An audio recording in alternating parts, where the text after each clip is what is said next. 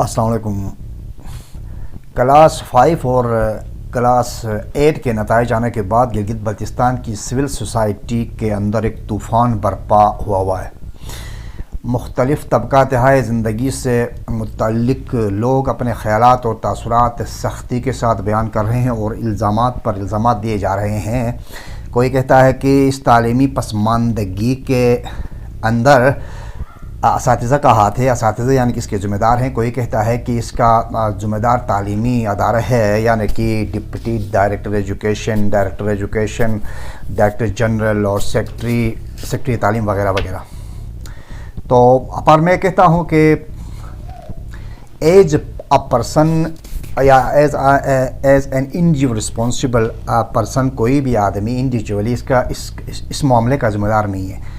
यही मसला यहाँ गिलगित बल्तिस्तान का नहीं है, बल्कि ये मसला पूरे मुल्क का है। पूरे मुल्क का मसला भी इससे कोई ज़्यादा मुख्तलिफ नहीं है।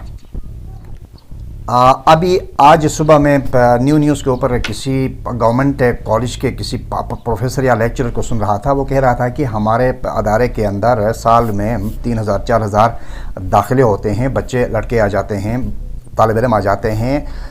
उनमें से 90% ऐसे लड़के, ऐसे तालिब इल्म आते हैं जो पढ़ने के लिए ही नहीं आते हैं, या वो पढ़ना चाहें तो भी पढ़ नहीं सकते हैं, लेकिन हम उनको अपने सिस्टम का हिस्सा बना लेते हैं।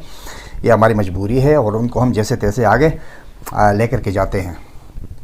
तो बात ऐसी है, मैं भी यही कह रहा था कि मैं इसकी बाबत, इसी सूरत हाल की बाबत मैं अपने एक्सपीरियंस की बुनियाद पर कोई 2-3 वाक़यात बयान करूँगा, मिसालें दूँगा आपकी दिलचस्पी के लिए और इस सिस्टम को समझने के लिए, एजुकेशन सिस्टम को समझने के लिए।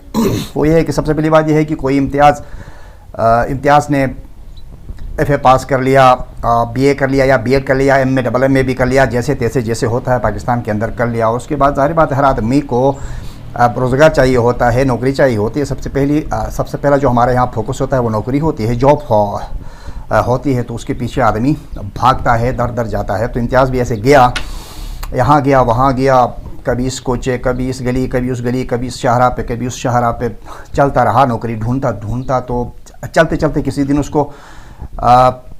उसने देखा कि एजुकेशन डिपार्टमेंट का दरवाज़ा खुला था, मेन गेट खुला था। वो उसके अंदर घुस गया, क्योंकि उसको रोज़गार चाहिए था। वो उसके अंदर घुस गया और वहाँ से जब जैसे वो बाहर आ गया तो वो टीचर बन गया था। ठीक है, वो टीचर बन के बाहर आ गया था, वो टीचर बन गया। तो सूरत-ए-हाल इस तरह से मामला आगे जाते रहे हैं। पूरी हिस्ट्री के अंदर, पूरे मुल्क की पूरी हिस्ट्री के अंदर इस तरह होता रहा है। अच्छा, दूसरी बात यह है कि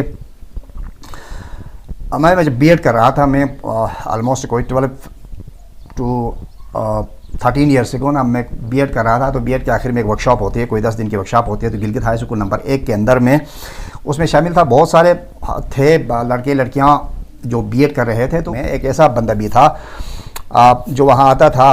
पहली बार हमने उसको देखा था, और कहता था कि BEd की डिग्री चाहिए, मुझे क्या करना है। वैसे पढ़ के, वैसे भी वो पढ़ने के लिए नहीं आता था, वो कुछ सीखने के लिए नहीं आता था, यूं ही आता था, यूं ही जाता था। तो जुमाती कहता था हमारे यहाँ हम क्लास फेलो को, हम जमात को जुमाती कहने की कहने का एक पुराना स्टाइल है। तो वो इस तरह कहता था।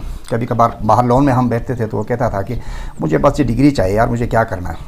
अच्छा, क्योंकि वो पहले ही टीचर भर्ती था, तो उसको सिर्फ अपना अपग्रेडेशन के लिए वो चाहिए होगी डिग्री विग्री। तो इसलिए वो कहता था कि मुझे बस डिग्री चाहिए, बाकी मैंने पढ़ना वढ़ना कुछ भी नहीं है, मैंने क्या करना है, क्योंकि मेरी नौकरी ऑलरेडी लगी हुई है, तो मैंने पढ़ के क्या करना है।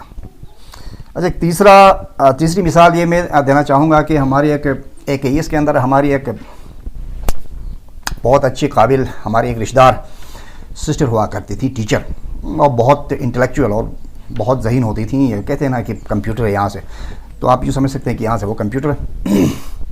और ख़ान स्कूल सिस्टम में वो पढ़ाती थी। बाद में उसका गवर्नमेंट में उसने ज्वाइन कर लिया, गवर्नमेंट में उसको नौकरी मिल गई। तो उसने एक इसको छोड़ दिया और गवर्नमेंट में चली गई। तो फिर किसी दिन, ये सर्दियों का मौसम था, किसी दिन वो आई, छुट्टी से वापस आई। तो उसके करीबी कोई रिश्तेदार ने पूछा कि कैसा लगता है आपको एक AES में और गवर्नमेंट में क्या फ़र्क है, कहाँ सही है, कहाँ मज़े हैं। तो उसने कहा कि देखें, सही तो एक AES था, लेकिन मज़े यहाँ पर हैं, गवर्नमेंट में है। उसने पूछा कि वो कैसे, कहने लगी कि बस जाते हैं और धूप में तप के आते हैं, सर्दी का मौसम था। तो भाईजान इस तरह का एक निज़ाम है कि इस निज़ाम को हम ठीक करें, ये हमारे बस की बात नहीं है। ये अभी जो असातिज़ा बैठे हैं, ये उनका मसला भी नहीं है कि उन्होंने तो नौकरी करनी थी, नौकरी ढूंढनी थी, ढूंढ ली, वो नौकरी कर रहे हैं। उनमें जिसने पढ़ाना है वो पढ़ाएगा, जो नहीं पढ़ाना है वो नहीं पढ़ाएगा, क्योंकि चेक एंड बैलेंस कोई सिस्टम तो है नहीं ना। अब कोई पढ़ा ही नहीं सकता, उसका क्या करे।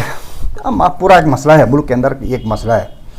तो जैसे कि मैं ऊपर अर्ज़ कर गया एक मिसाल में कि एक आदमी को नौकरी ही चाहिए थी, उसने नौकरी ले ली है, उसको टीचिंग की नौकरी मिल गई, नौकरी ले ली उसने। अब पढ़ाना तो और बात है, वो तो पहाड़ से सर कोई थोड़ी टकराता है जान करके, ये तो नहीं हो सकता है ना।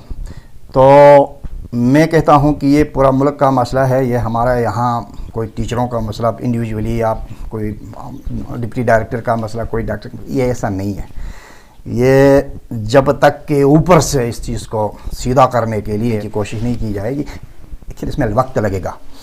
इसमें एकदम में ठीक होना इसने नहीं है। किसी ने बड़ी ताकत के ज़रिए किसी सरकार ने इसको ठीक करने की कोशिश की भी तो इसके पीछे 10 साल लगेंगे, उससे पहले तो मुमकिन नहीं है।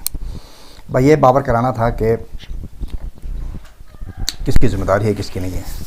बहरहाल उम्मीद कीजिए कि अच्छा हो जाए, क्योंकि उम्मीद पे हम जिंदा हैं, उम्मीद पे दुनिया कायम है।